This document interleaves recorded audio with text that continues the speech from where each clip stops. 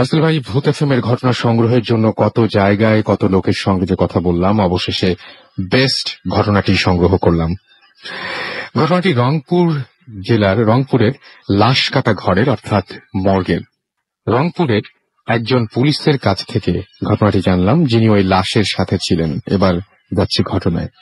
ঘটনাটি অনেক আগের, 1985 সালের দিকে। তখন উনি অর্থাৎ সেই পুলিশ রংপুর থানায় কর্মরত ছিলেন। একদিন উনি জানতে পারেন রংপুরের একজন মেয়ে সে আত্মহত্যা করেছে। খবর পেয়ে তারা ছুটে যান ঘটনাস্থলে। পরে তারা জানতে পারেন যে মেয়েটি একটি প্রণয় ঘটিত কারণে তিনি আত্মহত্যা করেন এবং পরে ছেলেটি মানে কোন একটা ছেলে তাকে প্রতারণার ফলে তিনি আত্মহত্যা করেন। পরে পুলিশ ময়নাতদন্তের জন্য লাশটিকে লাশ কাটা ঘরে নিয়ে যায় এবং ওখানে দুজন ডোম ছিলেন, তাদের মধ্যে একজনের সঙ্গে ঘটনাটি ঘটে। পুলিশ পৌঁছানোর সাথে সাথে এই ডোম দুজন চলে আসেন গাড়ি থেকে লাশ নামানোর জন্য। লাশটি বের করে তারা মর্গে নিয়ে আসেন। লাশটি অন্য লাশের তুলনায় অনেক ভারী ছিল এবং লাশটিকে ওনারা নির্ধারিত জায়গায় চিপ করে রেখে ডাক্তারকে ডাকতে বাইরে আসেন। পরে ঘরে ঢুকে দুজনেই অবাক হয়ে দেখেন যে লাশটি কাত হয়ে আছে, কিন্তু তারা একটু আগেও লাশটাকে চিপ করে রেখে গিয়েছিলেন। ওনারা কিছু না ভেবে আবার লাশটিকে যেই চিপ করাবেন, তখনই লাশটির হাত একজন ডোমের গালের সাথে লাগে আর সঙ্গে সঙ্গে তিনি চিৎকার দিয়ে দূরে ছিটকে পড়েন। তখন অন্যজন ওনার কাছে গেলে উনি বলেন, এটা লাশ নয়, এটা আমাকে এত জোরে গালে চড় মারল, এটা কোনো মানুষও মারতে পারে না। কিন্তু অবাক করা বিষয় যে অন্যজন দেখেছে যে ও নিচু হয়ে লাশটিকে চিৎ করাতে যাওয়ায় লাশটি ওর গালে হাত লেগে যায়। অর্থাৎ মানে তারা ধারণা করছিল যে লাশটি হয়তো পাশ ফেরানোর সময় হাতটা গিয়ে গালের উপরে পড়েছে, যেটাকে উনি চড় ভেবেছেন। ওনারা ভয় পেয়ে বাইরে দৌড়ে এসে ঘটনাটি সবাইকে বলে। ঘটনাটি এখানেই শেষ হয় না। এরপর যখন লাশটি চেক করা হয়, তখন একজন ভ্যান চালক লাশটিকে নিয়ে বাসার দিকে রওনা হলো। তখন মাগরিবের একটু পরের সময় ভ্যান চালক মাঝে মাঝে অনুভব করছিলেন যে ভ্যানটি নড়ছে আর ভ্যানটি খালি, মানে মাঝে মাঝে খালি খালি অনুভব হচ্ছে। উনি একটু ভয় পাচ্ছিলেন। একটু সাহস নিয়ে পিছনে তাকিয়ে দেখলেন সবচেয়ে আশ্চর্য ঘটনাটি। উনি দেখলেন ভ্যানে লাশটি নেই। উনি তাড়াতাড়ি ওই লাশের বাসায় এসে সব ঘটনা খুলে বলেন, কিন্তু তারা বলে যে তুমি তো একটু আগে লাশটি পৌঁছে দিয়ে টাকা নিয়ে গেলে। পরে তিনি দেখেন লাশটিকে গোসল করানো হচ্ছে। এটি দেখে উনি ওখানে ভয় পেয়ে চলে যান এবং পরদিন সকালে ওই পুলিশের সাথে দেখা হলে ওনাকে ঘটনাটি খুলে বলেন এবং এটিই ছিল ঘটনা। তিনি থাকেন উত্তরায়। তিনি হচ্ছেন কামাল আহমেদ এবং আজকে তিনি আমাদের এইখানে এসে উপস্থিত হতে পারেননি, বাট তার ঘটনাটা আমার কাছে অনেক ভালো লেগেছিল। আমি তার ঘটনাটা পড়ে শোনালাম। And thank you so much. আমি আরো কিছু মানুষকে থ্যাঙ্কস দিতে চাই। আমাদের এইখানে আমাদের স্টুডিওতে অর্থাৎ ঢাকায় বসে যারা আমাদের শোটাকে আরো সুন্দর করছেন, যা মিউজিক করছেন মিশু ভাই এবং সঙ্গে রয়েছেন অমিয়া, সাইজিনা সাথে কথা হচ্ছে শো এর আগেও, এবং রয়েছেন রনি। তারা সবাই মিলে স্টুডিওতে রয়েছেন। তাদেরকে অনেক অনেক অনেক ধন্যবাদ। সবকিছু ঠিকঠাক আছে কিনা জানান, আমাকে পার্সোনাল SMS জানান যদি খারাপ হয়। ওকে, আমাকে এছাড়াও দেখতে পাচ্ছি যে ফুর্তি লিখেছে, সারা SMS করেছেন এবং মিরপুর থেকে তিনি SMS করেছেন এবং তিনি বলছেন আজকের স্টোরিগুলো অনেক ভালো হচ্ছে। সাগর মিরপুর 2 থেকে আমাদের SMS করেছেন এবং আমাদেরকে SMS করেছেন দেখতে পাচ্ছি রংপুর থেকে পিজন, আমাদের SMS করেছেন বুশরা, এছাড়াও হৃদয় যশোর থেকে SMS করেছেন, হাসান রনি নেত্রকোনা থেকে আমাদের SMS করেছেন, সম্রাট আমাদের আজিমপুর থেকে SMS করেছেন, প্রীতম ধানমন্ডি 15 থেকে আমাদের SMS করেছেন এবং যেগুলো প্রশংসা করছেন যারা তাদের ঘটনা, মানে তারা অনেকেই প্রশংসা করছেন, সেগুলো আমি নাই পড়ে আলাদাভাবে। মোস্তাকে বেইলি রোড থেকে আমাদের SMS করেছেন এবং তাদের সাথে তাদের ছোট্ট বেবি মাহিশা এবং তার ওয়াইফ তাবাসসুম, তারা সবাই একসাথে আমাদেরকে শুনছেন। লাজ আমাদের SMS করেছেন ফুয়াদ হাসান শুভ নাটোর থেকে। এছাড়া আমাদেরকে অস্থির মন শামীম ময়মনসিং থেকে SMS করেছেন। নাইমুল খান আমাদের SMS করেছেন আমাদেরকে মেহেদিস শেরপুর থেকে এবং তিনি অনেক ভালো ফিল করছেন। আমাদেরকে রাকিব মতিঝিল থেকে SMS করেছেন, তার অবশ্য ভয় লাগছে। লিঙ্কন আমাদের SMS করেছেন মালিবাগ থেকে এবং আমাদেরকে SMS করেছেন দেখতে পাচ্ছি আকাশ কোর্ট স্টেশন রাজশাহী থেকে এবং আমাদেরকে তিনি বলছেন যে আপনারা এতজন মিলে একটা জায়গায় গিয়েছেন, ওখানে তো কিছু মানে না ঘটার চান্স বেশি, সেটাই তিনি SMS করে আমাদের জানিয়েছেন। হ্যাঁ, ঘটছে না, কিন্তু সবাই কিন্তু এক জায়গায় যে বসেছে, মাঝে মাঝে কিন্তু একা একা অনেকেই বাইরে বেরিয়ে যাচ্ছেন। যেমন ফান্নান এই মুহূর্তে আমাদের সাথে নাই, উনি একা একা ঘুরতে গেছেন এবং ঘুরে আসার পরে আমরা হয় জিজ্ঞেস করবো যদি কিছু তিনি যদি মানে কিছু যদি তিনি এক্সপিরিয়েন্স করে আসেন আর কি। রাজিত আমাদের ময়মনসিং থেকে SMS করেছেন, আদনান আমাদের SMS করেছেন, আমাদেরকে SMS করেছেন আসিফ আরাফাত মুন্না, এছাড়া আমাদের SMS করেছেন পাপড়ি ভূতের আমাদের গলি থেকে। এবং আমাদেরকে তিনি বলছেন যে বাইরে ঠান্ডা বাতাস, এর মাঝখানে কষ্ট করে আপনারা প্রোগ্রাম করছেন, এই জন্য অনেক থ্যাঙ্কস। হ্যাঁ, এখানে আসলে অনেক অনেক অনেক ঠান্ডা, বিশেষ করে নদীর সামনে দাঁড়ালে ঠান্ডার কোনো তুলনা হয় না, জ্যাকেট ট্যাকেট সবকিছু ঠান্ডা হয়ে যায়। আমাদেরকে এছাড়াও দেখতে পাচ্ছি ব্ল্যাক ব্লার এসএমএস করেছেন আমাদেরকে শরাফ নওগাঁ থেকে। এবং তিনি দুইটা ইমেলই অনেক জোস। নিলয় আমাদের মুন্সিগঞ্জ থেকে এসএমএস করেছেন, রাজীব আমাদেরকে ময়মনসিং থেকে এসএমএস করেছেন, আমাদেরকে এছাড়াও এসএমএস করেছেন দেখতে পাচ্ছি আরো অনেকেই। আপনি যদি এসএমএস করতে চান তাহলে আপনাকে যেটা করতে হবে, মোবাইলের মেসেজ অপশনে গিয়ে টাইপ করুন ফুর্তি, FORTI ফুর্তি, স্পেস দিয়ে লিখুন আপনার নাম, স্পেস দিয়ে আপনার মেসেজ পাঠিয়ে দিন 9840 নাম্বারে। আর আমাদের যদি ইমেল করতে চান, আমাদের ইমেল অ্যাড্রেস হচ্ছে bhutfm@radiofurti, which is BHWTFM@radiofurti.fm। আমাদেরকে অবশ্যই যে সমস্ত ঘটনা আপনারা পাঠাবেন সেই ঘটনা শুরুতে উল্লেখ করুন, যে ঘটনাগুলো আপনার স্টুডিওতে এসে শেয়ার করতে চান, নাকি আপনারা চান যে আপনার ঘটনা আমরা পড়ে শোনাই। যারা আমাদেরকে যারা দেশের বাইরে রয়েছেন তাদেরকে রিকোয়েস্ট করবো যে ঘটনা লিখে না পাঠিয়ে সরাসরি আপনার ঘটনাটি রেকর্ড করুন এবং অডিও ক্লিপটি পাঠিয়ে দিন আমাদের কাছে। সাইফুল ইসলাম লিখেছেন যে ভূত FM is fantastic today। আমাদেরকে এছাড়াও দেখতে পাচ্ছি রাসেল আহমেদ জয় লিখেছেন তা, এবং তিনি বলছেন যে আপনি আমার লেখাটা আপনি পড়েন না, আপনার ঘটনা যদি সিলেক্টেড হয় ডেফিনেটলি আমার না পড়ে কোনো উপায় নেই। আমাদেরকে এছাড়াও দেখতে পাচ্ছি যে জামালপুর থেকে শুনছেন, ফেসবুকে জানিয়েছেন আবরার ফাহিম খান ইমাম। আমাদেরকে এছাড়াও জোয়েব ফয়সাল এখানে কমেন্ট করেছেন। আমাদের এখানে দেখতে পাচ্ছি ইন্ডিয়া থেকে ফিরোজা রাজা, এছাড়াও হৃদয় আহমেদ রিকন আমাদের এখানে কমেন্ট করেছেন। আমাদের যদি ফেসবুক আমাদের সাথে কানেক্টেড থাকতে চান তাহলে চলে যান www.facebook.com/radio.furti, এবং এছাড়াও আমাদের আরো একটা পেজ রয়েছে www.facebook.com/bhutfm.russell। এখানে গিয়ে আপনারা অবশ্যই আপনারা লাইক দিয়ে কমেন্ট করতে পারেন এবং আপনাদের অনুভূতি বা আপনাদের আজকের এই শোটা শুনে কেমন লাগছে, ভালো না মন্দ, সেটা অবশ্যই জানাতে পারেন। এবং এই দুটো পেজ কিন্তু আমরা সারা সপ্তাহ জুড়েই পড়ি, এবং অবশ্যই আপনারা অনেকে দেখি যে ইনবক্স করেন ঘটনা। আমি একটু রিকোয়েস্ট করবো যে আপনারা ইমেল করলে বেশি সুবিধা হয় আমাদের। যাই হোক, আমরা আরো একটা ঘটনা শুনবো, এবং আমাদের এই এলাকারই আমি বলছিলাম প্রথমেই যিনি এসেছেন মোহাম্মদ বজলুল হক, আমি তার কাছে আবারও ফিরে আসবো এবং তার কাছে একটা ঘটনা শুনবো। আমি খুব অবাক হয়েছি যে বেশ কিছুদিন আগে ভূত FM আমার কাছে এরকম একটা ঘটনা এসেছিল, উনি এবং সেটাও ছিল একজন মাদ্রাসার ছাত্রই, এবং তিনি এই ঘটনাটা পাঠিয়েছিলেন, এবং এই ঘটনাটা আমি মনে হয় পড়েও শুনিয়েছিলাম, আমার ঠিক মনে পড়ে না, কিন্তু পড়তে গিয়ে আমার তখন সংশয় ছিল যে ঘটনাটা আসলে ঠিকঠাক তো। অনেক ভেবে চিন্তা অনেক কথাবার্তা বলার পরে আমি ঘটনাটা পড়েছিলাম। আজকে ওনার কাছে শুনে দেখলাম যে এই ঘটনাটা এখানে ঘটেছে, এবং এই ঘটনাটা আমার ঠিক মনে নেই যিনি পাঠিয়েছিলেন তিনি এইখানকার মাদ্রাসার কথা লিখেছেন কিনা, কিন্তু ঘটেছে এইখানে। যেটা হচ্ছে, আপনি বলেছিলেন একটা ঘূর্ণি হাওয়ার কথা বলেছিলেন। আমি যেটা বলছিলাম যে সবাই যদি প্র্যাকটিসও করেন, এই যে জিন সাধনা এই সমস্ত প্র্যাকটিস করেন, সবার প্র্যাকটিস করতে যাওয়া ঠিক না। তো আমি আপনাকে আরো একবার একটু বলবো যে কি ঘটনা ঘটছিল আসলে এখানে। এটা এমন এক ঘটনা যেটা আমাদের এখানে প্র্যাকটিক্যালি এটা ঘটছে, এবং এটার মধ্যে যারা ওই সময়ে ঘটনার এই ভিকটিম ছিল বা যাদের মাধ্যমে ঘটছে তাদের একজন এখনো জীবিত আছে, এবং যারা ছড়াই ছিটা চলে গেছে, ছাত্ররা পরে এখান থেকে চলে গেছে, তারা তো দূরেই গেছে। কিন্তু আর আমরা কাছ থেকে ওই দিন একেবারে স্পটে না, কিন্তু আমরা শুনেছি উনি ওখানে আছেন। আর ঘটনাটা ঘটছে এই এখানেই। আব্বা হুজুর যখন তার ছাত্রদের নিয়ে যেতেন এখানে সেখানে দাওয়াতে যেতেন, তখন এমনই একদিন ওনার এক শিষ্য, তার নাম দুদু মিয়া, পাশের এই গ্রামে তার এই বাড়ি, এবং সেই দুদু মিয়া ভালো ব্যবসায়ী, তাকে আমাদের এলাকার মধ্যে আঞ্চলিক ভাষা গাওয়াল বলে। কাদের মধ্যে বাহক নিয়ে, তারপরে সওদা নিয়ে, এই সমস্ত রকমের মানে সওদা নিয়ে, যেমন এই তেল, পেঁয়াজ, রসুন এগুলি নিয়ে। তখন তো এরকম হাট বাজার ছিল না এলাকার মধ্যে যখনকার ঘটনা। তখন দুদু মিয়া হুজুরের কাছে তখন মানে মুরিদ হয়, এবং দুদু মিয়া প্রায়ই বলতো, হুজুর আমাকে এমন কিছু দেন, আপনি কত অলৌকিক ঘটনা ঘটতেছে, কত জিন আপনার কাছে কেটে কেটে একাত্তানে মুক্তি পেয়ে যায়, আর শিকল দেয়া বেঁধে নিয়ে আসে, শিকল পট করে খুলে ফেলে, আপনি ওই সমস্ত বজ্জিনগুলি পর্যন্ত মানুষদেরকে আরোগ্য করায় আপনি ছুটাই দিতে পারেন। তো আমাকে আপনি অনেক সবক দিলেন, কিন্তু এই লাইনের একটু সবক দেন। ঠিক, আমরা যে মিউজিশিয়ান দেখলে আমাদের প্রথম যেটা মনে হয় যে আমি যদি এটা শিখতে পারতাম। দেখছেন ওই দৃষ্টি থেকে উনি মনে করে যে ওনার হুজুর এত কিছু জানে আর আমি এতদিন ধরে হুজুরের পিছনে আছি, সবকিছু ওজিফা এবং সেই আল্লাহর মানে দোয়া দরুদ যেগুলি বলে এগুলি তো আমি ঠিক তসবিহ তাহলিল করি, কিন্তু উনি যে বিশেষ বিশেষ জিনিস অলৌকিক জিনিস দেখায়, তো আমি পুরনো মুরিদ হিসাবে আমিও তো এই ক্রেডিট কিছু নিতে পারি। তো হুজুর এটা আমাকে শেখায় না কেন? বলে, দেখো দুদু মিয়া, তুমি সবকিছু বহন করতে পারবো না।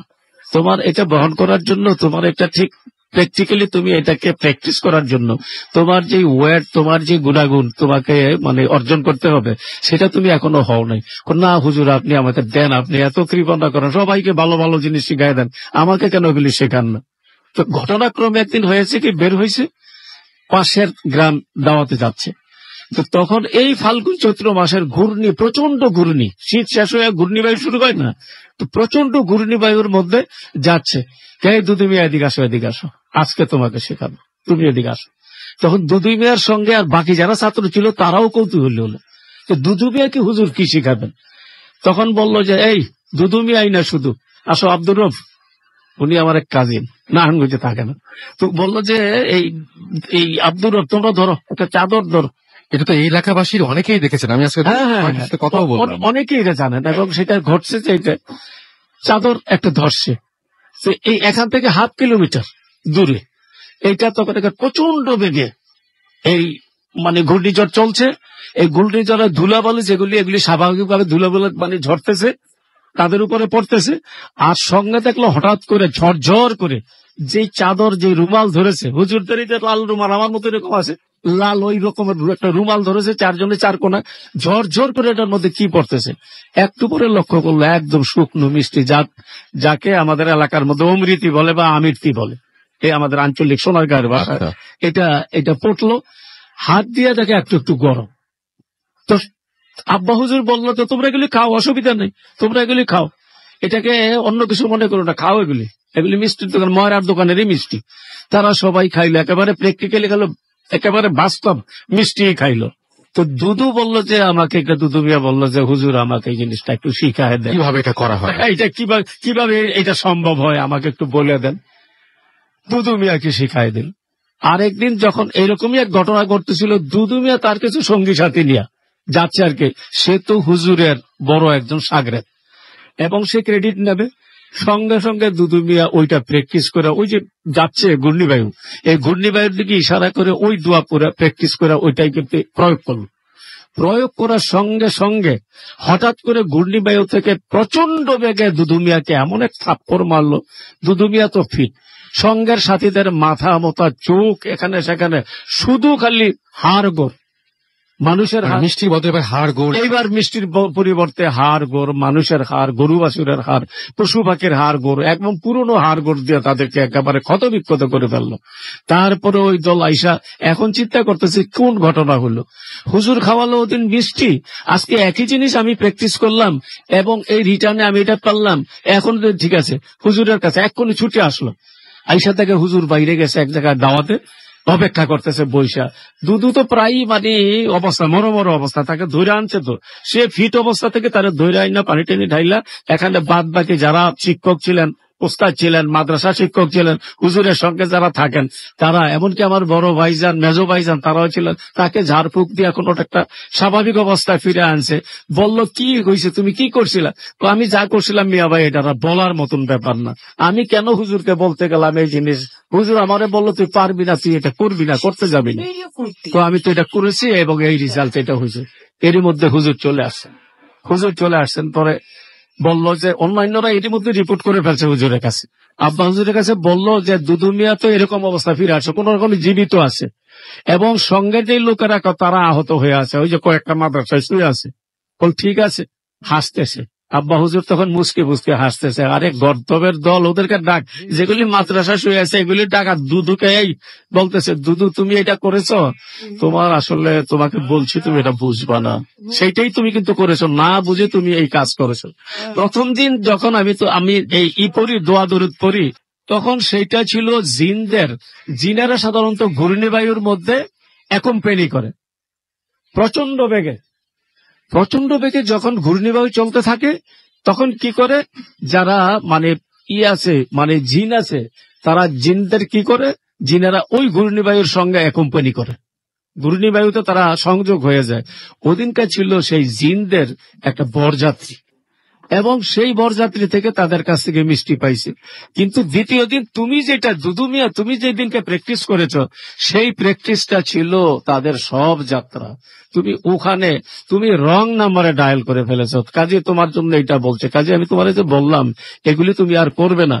এই হরর, এই মানে অদ্ভুত ভৌতিক ঘটনা তার জীবনে যতদিন দুদু বেঁচে ছিল আর স্বাভাবিক ছিল না। এবং আপনাদের সেই থেকে যে সে পাগল হইলো, প্রায় দেখা গেল সে আর অ্যাবনর্মাল ব্যবসা বাণিজ্য করে মরতে পারেনি, একেবারে অ্যাবনর্মাল, মাথাটাই তার নষ্ট হয়ে গেছে পর থেকে। অনেক ধন্যবাদ আপনাকে। আমরা একটা ছোট বিরতিতে যাব এবং বিরতির পর আবারও ফিরে আসবো। তার আগে আমরা একটু বলি যে আমাদের যদি SMS করতে চান, মোবাইলের মেসেজ আপনাকে টাইপ করুন ফুর্তি, FORTI ফুর্তি, স্পেস দিয়ে লিখুন আপনার নাম, স্পেস দিয়ে আপনার মেসেজ পাঠিয়ে দিন 9840 নাম্বারে। যদি আমাদের ইমেইল করতে চান, আমাদের ইমেল অ্যাড্রেস হচ্ছে bhutfm@radiofurti.fm, which is BHWTFM@radioforti.fm। আপনার নাম, ঠিকানা এবং ফোন নাম্বার সহ আপনার জীবনে ঘটে যাওয়া সেরা ঘটনাগুলো পাঠিয়ে দিন আমাদের কাছে। যদি আমাদের ফেসবুকে কানেক্টেড থাকছেন তাহলে চলে যান www.facebook.com/radio.furti অথবা চলে যান www.facebook.com/bhutfm.russell।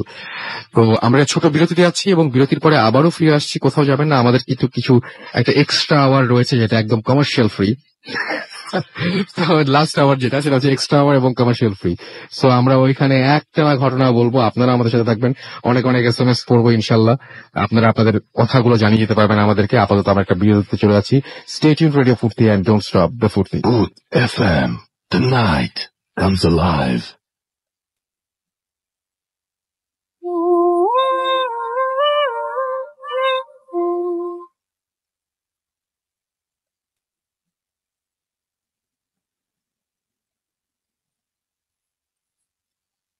Welcome back. শুনছেন সবসময় রেডিও ফুর্তি 88.0 FM, বাংলাদেশের সর্ববৃহৎ রেডিও নেটওয়ার্ক, এবং চলছে ভূত FM। এবং আপনারা সবাই জানেন যে ভূত FM এখন আরো অনেক অন্যরকম উইথ গ্রামীণ ফোন এবং আপনাদের সহযোগিতা পেলে আমরা যেতে চাই বহুদূর। এবং এই মুহূর্তে আমরা রয়েছি কোরবানপুর, সোনারগাঁ, নারায়ণগঞ্জে, এবং আমরা যে জায়গায় অবস্থান করছি সেই জায়গায় আমাদের একদম যে জায়গায় রয়েছে সেই জায়গার পাশেই, মানে সামনাসামনি মুখোমুখি মোটামুটি একটা কবর, দুটো কবর, এবং তার সামনেই নদী, মেঘনা নদী, এবং তার ঠিক ডান পাশে রয়েছে একটা মসজিদ। আমরা এরকম একটা জায়গা থেকে করছি এবং আমাদের সঙ্গে রয়েছেন বন্ধু গ্যারেজের 6 জন সদস্য, এছাড়াও ভূত এফএম-এর আরো কিছু গেস্ট সহ আমরা সবাই মিলে আমরা এখানে এসে পৌঁছেছি। এবং আমরা আপনাদেরকে যেরকম বলেছিলাম যে আমরা এইবারে নেক্সট উইক, অর্থাৎ এই মাসের শেষ শুক্রবারটা আমরা ঢাকার বাইরে কোনো জায়গা থেকে করবো, সেরকমই করছি। এবং পরিস্থিতি যদি ভালো হয় বা আরো যদি সুযোগ, মানে সবকিছু যদি ঠিকঠাক থাকতো, তাহলে হয়তো আমরা আরো বহু দূরে চলে যেতাম। যাই হোক, আপনাদের সহযোগিতা পেলে আমরা আশা করছি যে সামনের মাসে ইনশাল্লাহ আমরা দূরে কোথাও যাব। এবং আপনারা অবশ্যই জানাবেন যে আপনারা আজকের এই এপিসোডটা আপনাদের কেমন লাগছে, এবং আপনাদের যে সমস্ত ঘটনা, আপনাদের এলাকার যে সমস্ত ঘটনা, সেই এলাকার ঘটনাগুলো আপনারা আমাদেরকে জানাবেন। এবং অবশ্যই জানিয়ে দিবেন যে আপনাদের এলাকায় এরকম জায়গা আছে কিনা যে জায়গায় গেলে এখানে আমরা সবাই মিলে যদি চাই তাহলে কিছু একটা দেখতে পারবো, বা ভালো কোনো কিছু অভিজ্ঞতা সবাই নিয়ে আসতে পারবো। মানে ভালো প্রাণ না। যাই হোক, আমরা চলে যাব ঘটনায়। এবং এই মুহূর্তে আমাদের সাথে বন্ধু গ্যারেজের আরো একজন সদস্য, তিনি হচ্ছেন আমাদের এখানে অভি কুমার ভৌমিক। রাইট, অভি কুমার ভৌমিক, আপনি কোথা থেকে এসছেন? রাসেল ভাই, আমি আসছি পুরান ঢাকা থেকে। পুরান ঢাকা থেকে। আপনার ঘটনা শুনি আমরা। রাসেল ভাই, আমি যে ঘটনাটা বলতে যাচ্ছি সেটা তার আগে আপনার সাথে একটু কথা বলি। আপনি একটা বাসার কথা বলছিলেন, আপনার যে বাসা, এবং আপনি বলছিলেন যে সেই বাসায় আপনার ফ্ল্যাট ছাড়া অন্য সব ফ্ল্যাটে মোটামুটি এলোমেলো অনেক কিছু ঘটে। হ্যাঁ, ঘটে। এবং বেশিরভাগ ঘটে হচ্ছে ওয়াশরুমে। ওয়াশরুমে কি ধরনের ঘটনা ঘটে? ওয়াশরুমে যে ঘটনাগুলো ঘটতো রাসেল ভাই, যে ওয়াশরুমটা ছিল, যে বাসাটার মধ্যে আসলে ঘটনাগুলো ঘটেছে, তো তাদের কাছ থেকে শোনা। তাদের ওয়াশরুমে যে হ্যাঙ্গার থাকতো, সেই হ্যাঙ্গারে একটা টাওয়াল, আমরা সাধারণত প্রত্যেকটা ওয়াশরুমে আমরা একটা করে টাওয়াল রাখি। তো প্রতিদিন সকালেই যখন যেত আর কি ফ্ল্যাটের মেম্বাররা সে ওয়াশরুমে, দেখতো যে টাওয়ালটা নিচে পড়া, এবং সেটা কোনো টাওয়াল আর থাকতো না, টাওয়ালের প্রতিটা সুতো আলাদা করে পড়া, মানে সেটা নিচে পড়ে আছে শুধুমাত্র সুতোগুলো। এমনি কোনো কিছু দেখতো বাসায় কখনো? না, সেটা কিছু দেখতে জানলা দিয়ে কিছু একটা বেরিয়ে যায় এরকম কিছু একটা বলছে, সেটা রিয়েলাইজ করতে পারতো, সেটা ছিল ইনভিজিবল, সেটা কখনো দেখা যেত না। এরকম ভাবে রিয়েলাইজ করেছিল, যদি ওই জায়গাটা একটু বলতেন। রিয়েলাইজেশনটা যেভাবে হয়েছিল রাসেল ভাই, সেই জায়গাটা আমি নিজেও ছিলাম, যে জানালাটা এমন ছিল যে জানালাটা কখনো ফিক্স করা যেত না। তো আমরা জানতে পারি যে এমন একটা ঘটনা ঘটতে যাবে, যে কোনো কিছু একটা জানলা দিয়ে আসবে সেই ইনফরমেশনটা আমাদের ছিল, কারণ এমন একজন মেসেঞ্জার ছিল যাকে কিনা এই ভৌতিক ব্যাপারটা ভর করেছিল, তো সেই আমাদেরকে মানে ইনফরমেশন সে টের পেতো যে কিছু একটা ঘটতে যাচ্ছে। হ্যাঁ, সে টের পেত এবং তার কাছে ইনফরমেশন গুলো ছিল, তো আমাদেরকে সে শেয়ার করতো যে এমন একটা সময় সে আসবে। তো ওই সময়টার আগেই জানালাটাকে এমন ভাবে স্টাক করা হয়েছিল যে কোনো মানুষের পক্ষে ওই জানালাটা খোলা সম্ভব ছিল না। তো আমরা দূরে থেকে অনেক সবাই একসাথে ওই জানালাটাকে যখন ফোকাস করলাম, তো হঠাৎ এক সময় দেখলাম যে হঠাৎ করে জানালাটা বাইরের সাইড থেকে শব্দ, মানে কেউ একজন নক করছে এমন কিছু মনে হলো, এবং হঠাৎ করে জানালাটা খুলে গেল। আচ্ছা, এবং মনে হলো যে ভিতরে কিছু একটা ঢুকে গেছে সে জানালাটা ক্রস করে। সেটা আমরা রিয়েলাইজ করেছিলাম, বাট কখনো দেখিনি। আচ্ছা, এবং জায়গাটা অটোমেটিক খুলে গিয়েছিল অটোমেটিক হঠাৎ করে অটোমেটিক খুলে গেছিল। এখন জানালাটাকে স্টাক করার জন্য আমরা যত মানে ওই ফ্ল্যাটের আঙ্কেল যতগুলো তার ইউজ করেছে বা দড়ি ইউজ করেছে বা যেভাবে স্টাক করেছে, সেটা was really impossible for any human being two unlock that window. আচ্ছা, তার কিন্তু সেটা একদম চোখের নিমিষে খুলে গেছে আপনাদের সামনে। চোখের নিমিষে খুলে গেছে। আচ্ছা, নট লাইক যে অনেকটা সময় ধরে খুলেছে। আচ্ছা, চেষ্টা করে খোলা হয়েছে এরকম কিছু একটা ওয়ান গ্লেন্স। আচ্ছা, খুব মুহূর্তের মধ্যে জিনিসটা হয়ে গেছে। এবং আপনারা এছাড়াও মানে ওই বাসায় মানে আর কি ঘটনা ঘটতো যে ঘটনাগুলো খুব বেশি ভয়ের মনে হয়েছে? বেডরুমে কোনো কিছু ঘটতো কি ওই বাসা ছাড়াও আমাদের ওইখানে? আচ্ছা, আপনি তো একটা কথা বলছেন যে ওইখানে বিভিন্ন ফ্ল্যাটে এক এক রকম, এক একটা ফ্ল্যাটে এক এক রকম, ওটা তো মনে হয় কিচেনেও হতো।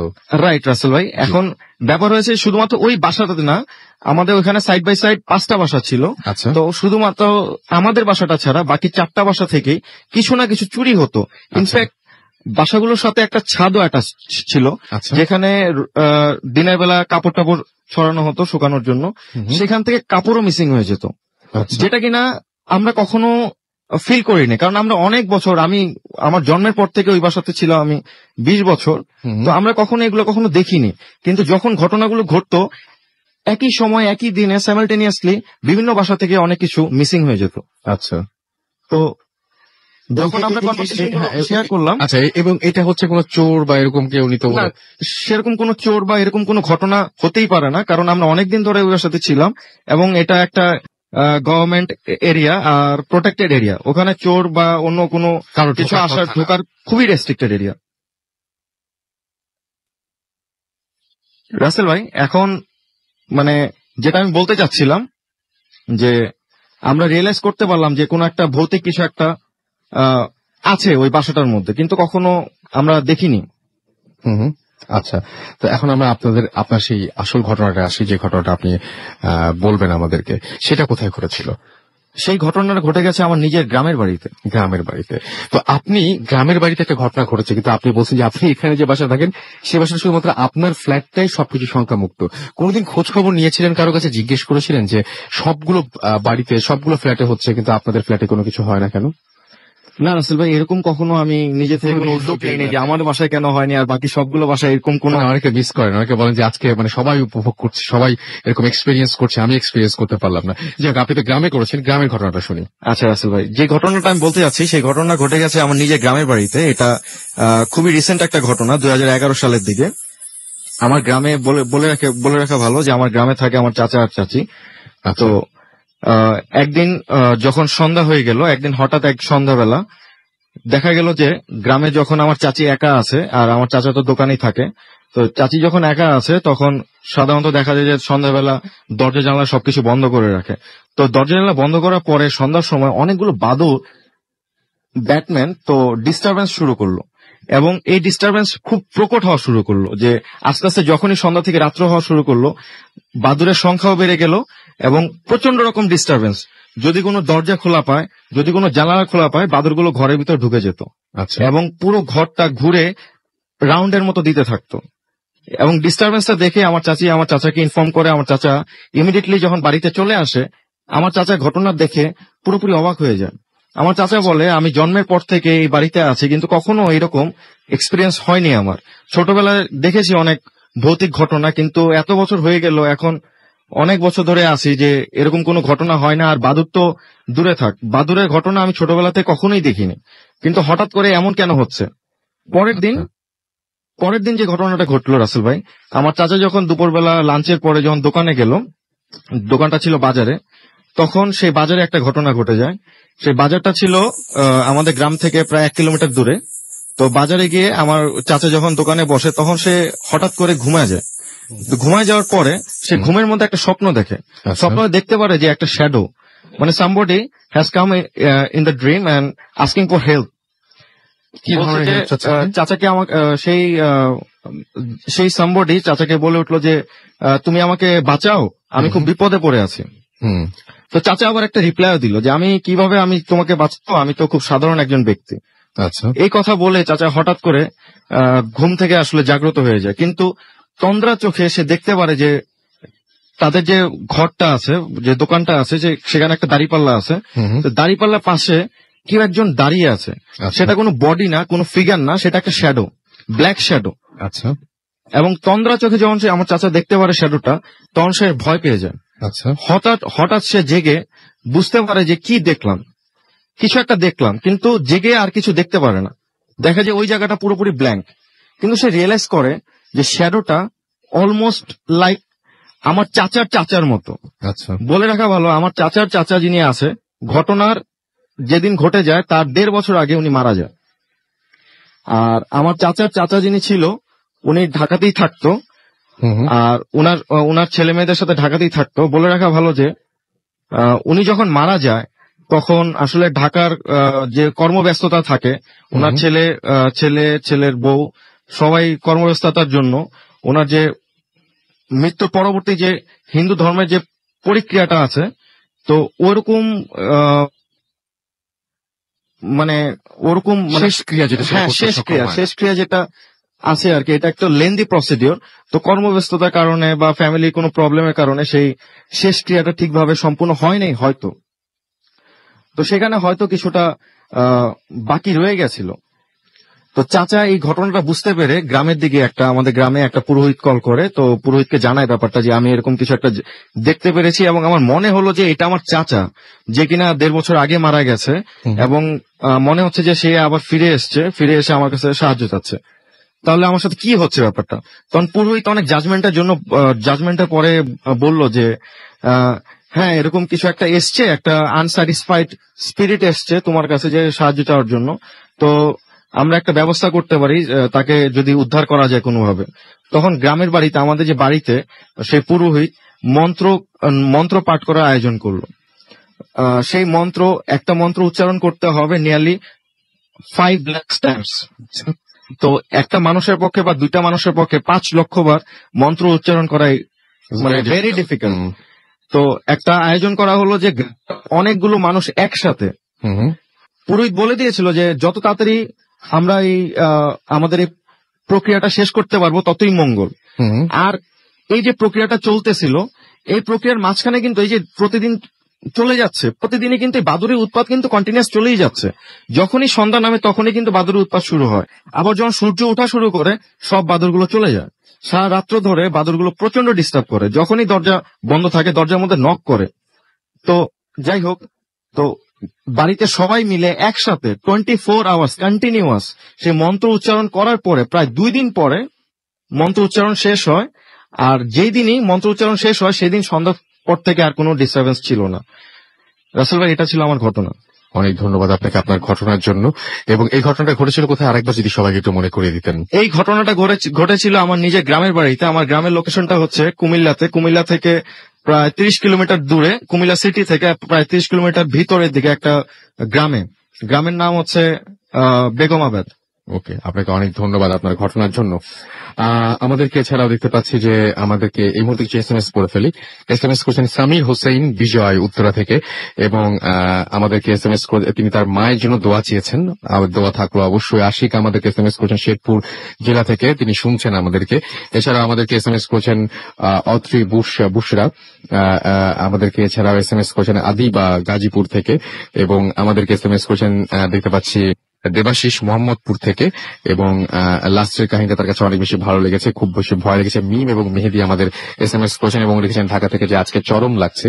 থ্যাংক ইউ রাসেল ভাই। সামির আমাদের SMS করেছেন উত্তরা থেকে। এছাড়াও আশিক আমাদের SMS করেছেন আমাদেরকে। দেখতে পাচ্ছি জাহিদ মংলা থেকে, এবং তিনি বলছেন যে তারা বেশ ভয় লাগছে, সেটা তিনি জানিয়েছেন আমাদেরকে। এছাড়াও মনির খুলনা থেকে SMS করেছেন এবং তার ফ্রেন্ড, আচ্ছা তিনি অন্য একটা বিষয়ে অবশ্য কথা বলেছেন ফ্রেন্ডকে নিয়ে।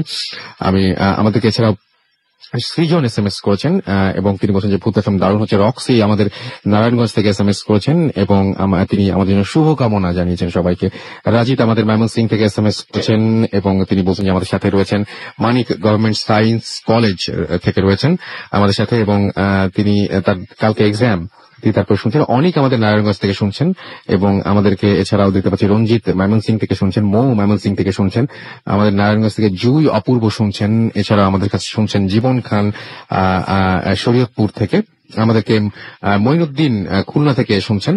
এছাড়াও আমাদের সাথে রয়েছেন এই মুহূর্তে দেখতে পাচ্ছি শাহিন মীরাবাজার সিলেট থেকে, রামিসা আমাদের সাথে রয়েছেন দেখতে পাচ্ছি নারায়ণগঞ্জ থেকে।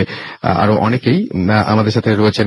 টিপু বাড্ডা লিংক রোড থেকে, আলিফ উত্তরা থেকে আমাদের সাথে রয়েছেন, রূপম আমাদের রাজশাহী থেকে আমাদের সাথে রয়েছেন। এছাড়াও দেখতে পাচ্ছি শুভ আমাদের ফেসবুকে অনেকে এই মুহূর্তে কমেন্ট করছেন। আরবি রাহাত আমাদের সাথে এখানে লিখেছেন ফেসবুকে যে প্লিজ আমার SMS পড়ো। আমি পড়ে ফেললাম আপনার SMS। আমাদেরকে দেখতে পাচ্ছি আরো একজন লিখেছেন যে এখন ভালো লাগছে। আমাদেরকে আমি নামটা পড়তে পারিনি আসলে।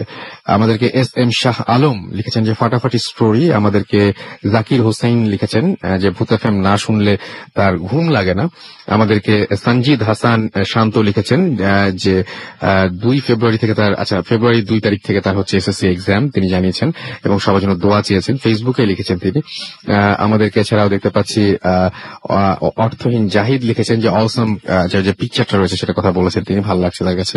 আমাদেরকে এছাড়াও দেখতে পাচ্ছি আব্দুর রহিম লিখেছেন খুব ভালো লাগলো। জুলফিকার রহমান তুহিন আমাদের এখানে আবারও তারও এসএসসি এক্সাম, তিনি এসএসসি এক্সাম তারপরে অনেকে শুনছেন। এখন সবচেয়ে বেশি জরুরি সেটা হচ্ছে পড়াশোনা করা, এবং এখন তো অবশ্যই ঘুমিয়ে পড়া, কালকে সকালে আবার দেখা যাবে। আমাদেরকে এছাড়াও দেখতে পাচ্ছি আয়মান লিখেছেন। এছাড়াও এখানে জাহিদুল হাসান রিমন আমাদের এখানে SMS করেছেন এবং তিনি লিখেছেন যে অসাম ডোন্ট স্টপ ভূত FM। না ভাই, আমরা এখন ভূত FM স্টপ করার কথা ভাবছি না। এমনকি আমরা লাইভ থেকে রেকর্ড করার কথা ভাবছি না, লাইভই করবো ইনশাল্লাহ। নির্বাক শুভ্র আমাদের SMS করেছেন এবং লিখেছেন আই লাভ ভূত FM।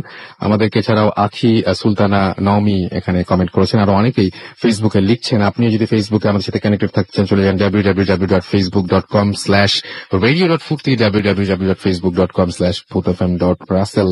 এছাড়াও আমাদেরকে যদি ইমেল করে আপনার ঘটনা পাঠাতে চান, যদি আমরা এই উইকে কিন্তু আমরা দারুণ কিছু ঘটনা পেয়েছি, এবং আগামী উইকে যারা আসবেন তাদের ঘটনা শুনলে আপনারা বুঝতে পারবেন অসংখ্য ঘটনা, দারুণ ঘটনা পেয়েছে এবং আপনাদের সাড়া পেয়ে আমরা আসলে মুগ্ধ। যাই হোক, আমরা আপনাদেরকে আরো একবার ইমেল অ্যাড্রেসে জানিয়ে দিচ্ছি। আমাদের ইমেল অ্যাড্রেস হচ্ছে bhutfm@radiofurti.fm, which is BHWTFM@radiofurti.fm। আমরা চলে যাব আমাদের পরবর্তী অতিথির কাছে। আমাদের সাথে এই মুহূর্তে দিনার আছে। দিনারের কাছে আমরা একটা ঘটনা শুনবো এবং আশা করছি আপনাদের ভালো লাগবে। দিনার কোথাকার ঘটনা? লালবাগের ঘটনা, রাইট? এবং আমাদের কিন্তু আজকে লালবাগের ঘটনা, এবং আমাদের একটা সময় মনে হয়েছিল যে আজকে এই শোটা হয়তো আমরা লালবাগ থেকে করতে পারি, এরকম চিন্তা করেছিলাম। আমি যেখানে করার কথা ছিল আমি সেই জায়গায় ঘটনাটা বলছেন, তো সেই জায়গায় আমরা যেতে পারলাম না, কিন্তু সেই জায়গায় ঘটনা শুনি আমরা কি ঘটেছিল সেখানে। জি রাসেল ভাই, এই ঘটনাটা হচ্ছে লালবাগের আপনার গোরা শহীদ মাজারের আশেপাশে কোন একটা এলাকাকে নিয়ে। তো ঘটনাটা আমাকে শেয়ার করা হচ্ছিল জ্যাম ভাই এবং শিপু ভাই। তো আমি যে ঘটনাটি বলছি সেটা হচ্ছে ওই গোরশিদ মাজার ওইখানে একটি স্কুল রয়েছে। তো সেই স্কুলের মাঠের একটি পরিত্যক্ত অংশকে নিয়ে, তো ওই এলাকার মুরব্বীরা যেটা বলে যে 71-এর দিকে এখানে পাকিস্তানিদের ক্যাম্প ছিল। তো তখন তারা বিভিন্ন মানুষজনকে ধরে এনে তারা এখানে নির্যাতন করতেন। আর ওই যে জায়গাটা পরিত্যক্ত অবস্থায় আছে সেখানে ওই ক্যাম্পের যখন তৈরি করা হয় ওই সময় একটি পানির হাউস তৈরি করা হয়। তো তারপর থেকেই সেখানে বিভিন্ন ধরনের ঘটনা চালু রয়েছে এবং এলাকাবাসীদের মুখেও নানা ধরনের ঘটনা চালু রয়েছে। তো জ্যাম ভাই যেটা এক্সপিরিয়েন্স করে সেটা হচ্ছে 97 দিকে। তো তখন ওনাদের বাসা সহ আরো কয়েকটা বাসার ইলেকট্রিসিটি ছিল না, তখন ওনাদের বাসার বাইরে বসেছিল। তো একটা সময় যখন রাত গভীর হচ্ছিল সবাই বাসা চলে যাচ্ছিল। তো একটা সময় উনি যেটা লক্ষ্য করলেন যে ওই স্কুলের মাঠে যে পরিত্যক্ত অংশটা আছে সেখানে মানে ওই বিদ্যুতের যে খুঁটিটা ছিল, তো উনি লক্ষ্য করলেন যে সেই খুঁটি বেয়ে 4-5 জন মানুষ মনে হচ্ছে উপরে থেকে নিচে নামতেছে। আচ্ছা। তো উনি মানে তখন ওনার আব্বাও কোন একটা কাজে বাসার ভিতরে ঢুকে যায়। তো উনি মানে তখন উনি ছোট ছিলেন, তো উনি তাকিয়েছিলেন যে উনি কি দেখতেছেন এগুলো। তো উনি যখন দেখলেন যে সবগুলো মানুষ 3-4 জন উপর থেকে বেয়ে বেয়ে নিচে নেমে গেল, তো মানে কারোই কিন্তু মানে গলার উপরের অবয়ব দেখা যাচ্ছে না, মানে ফুল একটা বডি দেখা যাচ্ছে যে যাদের মানে গলার উপরে কোনো অংশ নেই। তো উনি তারপরে দেখলেন যে ওই মানুষের মতো দেখতে ওই প্রাণীগুলোই আবার মানে সেই খুঁটি বেয়ে বেয়ে আবার উপরে উঠে যাচ্ছে। তো ওটা দেখে উনি বেশ ভয় পেয়ে যায়। তো ভয় পেয়ে উনি বাসায় গিয়ে চিৎকার করে। তো তখন ওনার আব্বা এবং আরো অনেকে বেরোয় বাসা থেকে, যে এটা দেখার জন্য আসলে এটা কি।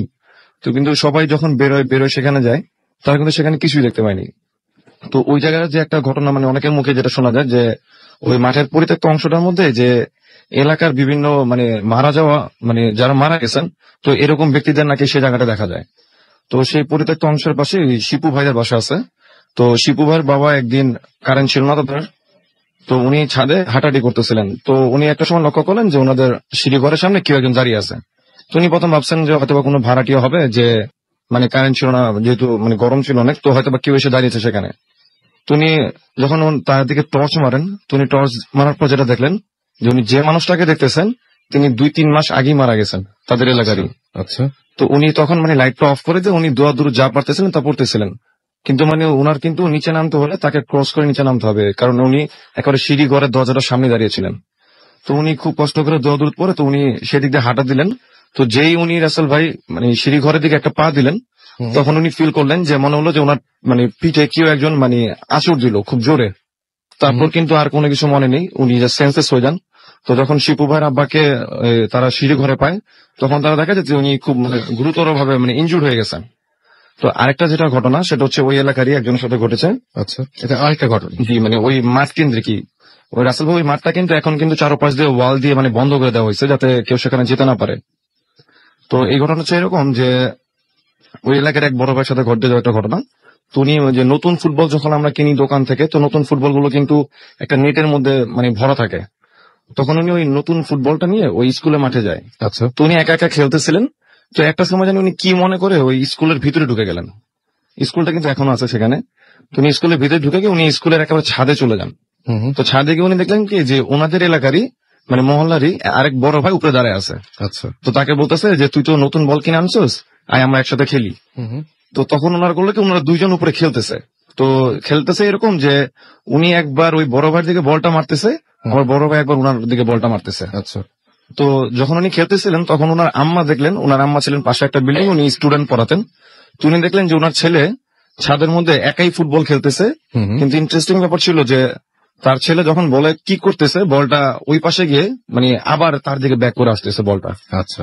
মানে ওই একাই। আচ্ছা। ওনার আম্মা দেখতেছে যে সে একাই খেলতেছে এবং বলে যখন কি করে ওই পাশ থেকে কোনো কিছুতে বাড়ি না খেয়ে আবার তার দিকে আসতেছে। আচ্ছা। তো এটা দেখার পর তার আম্মু আরো কয়েকজনকে নিয়ে দৌড় দিয়ে সেই স্কুলের ভিতরে আসে। স্কুলের ভিতরে আসার পর উনি ছাদে উঠে তার ছেলেকে জিজ্ঞেস করে যে তুমি কি করতেছো এখানে ছাদে, কার সাথে খেলছো? কার সাথে খেলতেছো?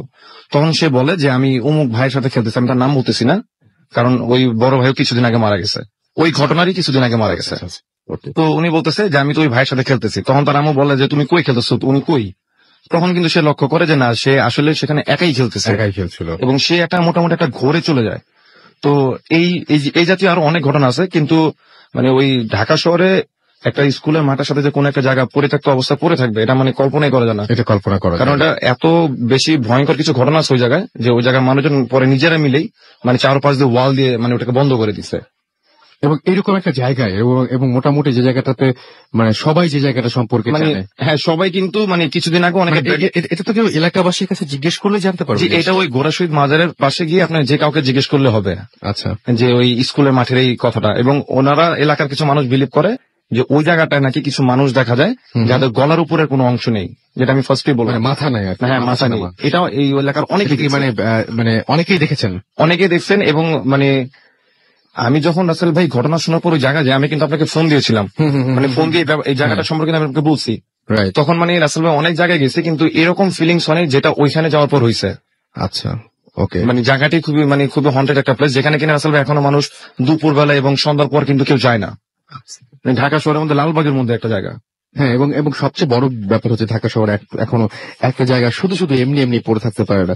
যাই হোক, আমরা কিছু ইয়েতে যাব, SMS এ যাব, এবং আমাদেরকে দেখতে পাচ্ছি যে SMS করেছেন সুমন মোহাম্মদপুর থেকে আমাদের SMS করেছেন, এবং তিনি লিখেছেন যে কমার্শিয়াল ফ্রি ভূত FM চাই না, একটু পরে কমার্শিয়াল নিতে হবে, বাস্তব জানিয়েছে আমাদেরকে। লিটু আমাদের SMS করেছেন নারায়ণগঞ্জ থেকে, যে স্কুলের ঘটনাটা